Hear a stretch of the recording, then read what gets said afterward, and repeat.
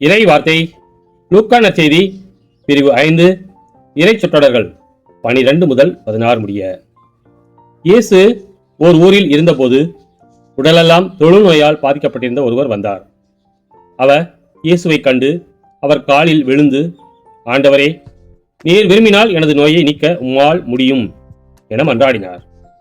இயேசு கையை நீட்டி அவரை தொட்டு, நான் விரும்புகிறேன், உமது நோய் நீங்குக என்றார். உடனே தொழுநோயை அவரை விட்டு நீங்கிற்று. இயேசு அவரிடம், இதை யாருக்கும் சொல்ல வேண்டாம். நீர் போய் உம்மை குறிப்பிடம் காட்டி நோய் நீங்கியதற்காக மோசே கட்டளையிட்டுள்ள காணிக்கையை செலுத்தும். நீர் நலமடைந்துள்ளீர் என்பதற்கு அது சான்றாகும் என்று கட்டளையிட்டார். ஆயினும் இயேசுவை பற்றிய செய்தி இன்னும் மிகுதியாய் பரவிற்று. அவரது சொல்லை கேட்கவும் தங்கள் நோய்களை நீங்கி நலம் பெறவும் பெருந்திரளான மக்கள் அவரிடம் கூடி வந்து கொண்டிருந்தார்கள்.